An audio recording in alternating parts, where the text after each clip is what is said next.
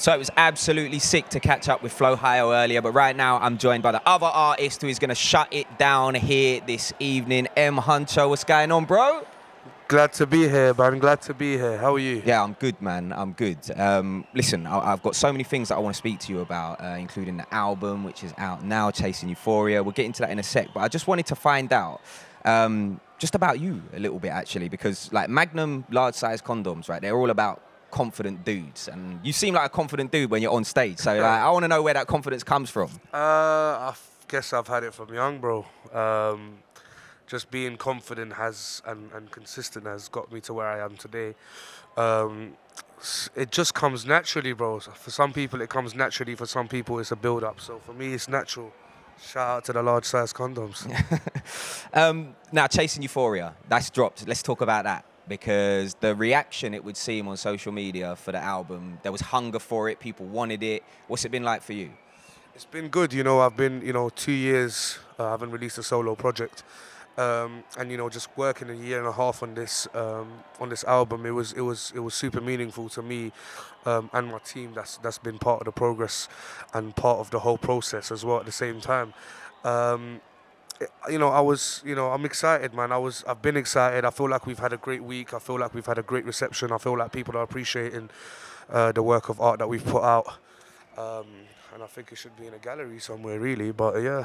Well, you said it here first. Like, hopefully people can get that sorted. You know what I mean? We'll get it in a gallery. But like, one of the things I noticed about the album is like you've opened up a bit more on this album to previous work. You think that's fair to say? And why, if that's the case, why have you opened up more?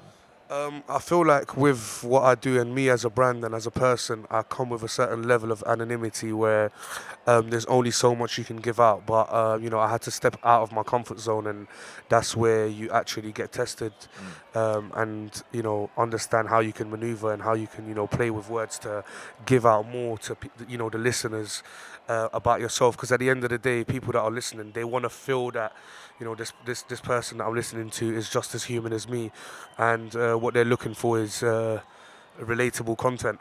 And I feel like a lot of young people, a lot of humans in general, they have so much in common that they don't even know about. So I just felt like I had to do that this time round, because it's my debut album, and I feel like it's a must to get a bit more personal. So yeah, you are right, man. It is different from what we've done in the past. 22 tracks on that album as well. Like, I'm going to be real, a lot of artists that are putting out projects now, they're not putting 22 tracks on an album. Was that like always the case? You wanted to make it kind of like a long play, or was it just that you had so many bangers you couldn't whittle it down?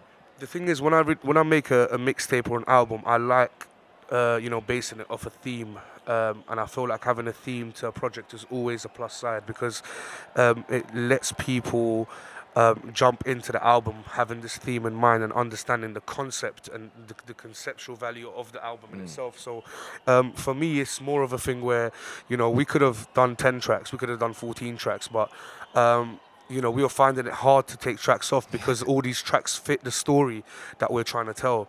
And yeah, it might seem like a lot, but no one's ever got 22 songs from me before. No one's got more than 14 songs from me before, in a project. So I feel like it's a good story that I've told, and it's very relatable, and yeah, that's about it, man.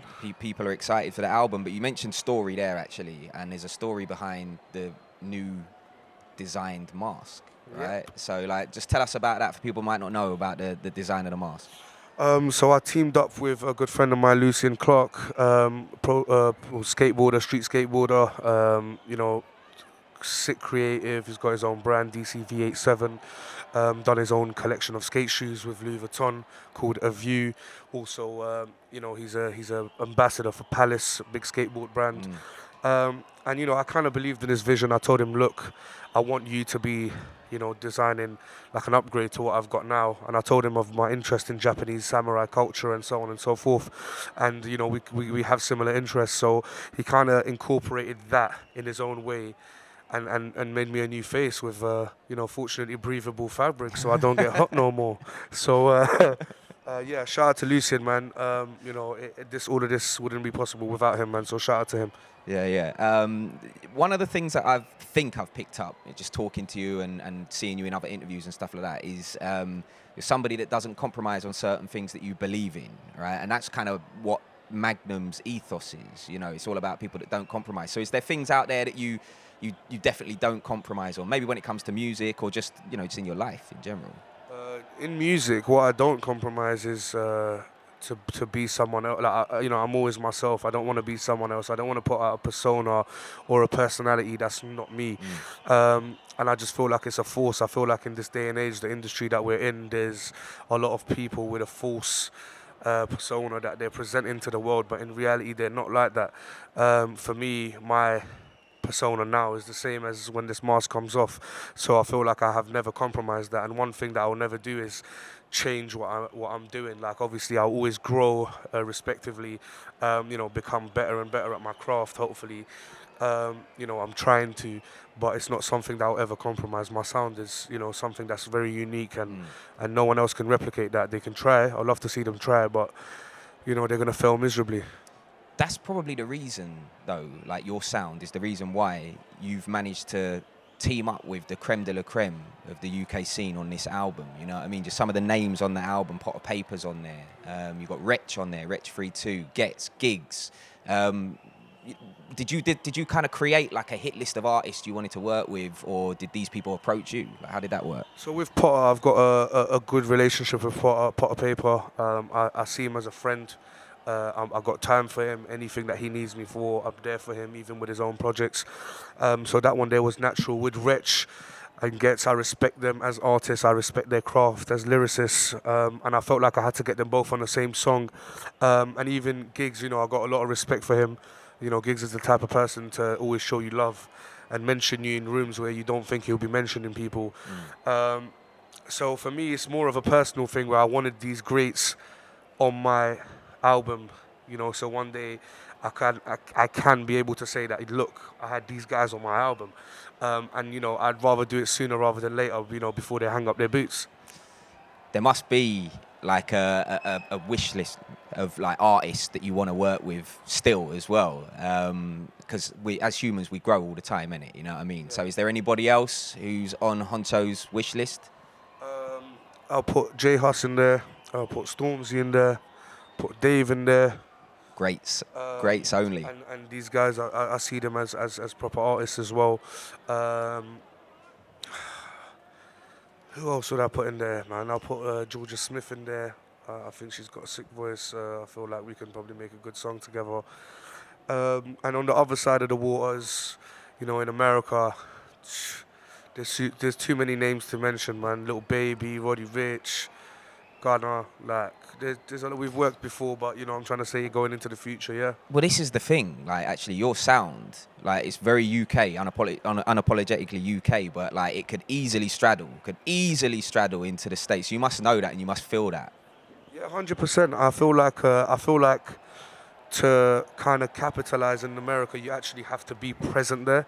It can't be done on a long distance relationship vibe, because it just doesn't work. You have to be in rooms, you have to be active, you have to be there working, showing people this is my work ethic, this is what I'm on, and show them how you're different from everyone else. And I feel like once I do get the time to go there again, it's going to be a different flight path for me, boy. Yeah, I know people are waiting for that, that's for sure. Just talk to me about what this year's been like in terms of live shows as well. I know you done Huncho's World in Barcelona, the farewell tour completely sold out. Like, that must have been crazy. Yeah, no, it was crazy. The farewell tour, we had to postpone it 2 years ago after Huncholini the first came out. And, it was good to see that 2 years later we still have sold out shows, especially after coming off the back of COVID. So it was very positive, and we just came back from Barcelona for Huncho's World, the start of a festival that we're looking to do every year, make it bigger and better every year, and also get people down, from the UK scene. And get everyone paid, man. Get everyone paid. Make sure everyone has a good time, and that's what it's about, really, man. And it's been good, man. And I've got. I'm going on a European tour in about the start of June, really. So I haven't really got much time left. Maybe in like 7 days I'll be off. The breathable mask is definitely needed then for those like, hot 100%. European dates. And you're doing a show, Ali Pali in London, right? Which is probably going to be a really big affair for you, that show. 100% for me. I believe I'm the type of person that likes to make live shows, especially when it comes to tour time and big venues. I want to make it like an experience for people. I want people to leave that show and go tell their friends that, wow, that show was brilliant. I love this about it, and I want them to talk about it. And that's been the case for me for the last, how many years I've been in the scene, where every show has gone bigger and better. And I'm looking forward to Ali Pali because I've got some sick production plans in play in my mind that I want to execute, and I want to make sure that I give the people what they want to see, a proper show. Well, speaking of proper shows, one of the exciting things about tonight is like this is the first time a lot of people are going to see you perform tunes, some tunes you've not performed before live. So how are you feeling ahead of that? I feel good, man. And come on, man. Large size condoms, always confident. Well, listen, bruv, it's a pleasure catching up, and enjoy the show this evening. Thank you, my guy. You too, man. It was nice catching up.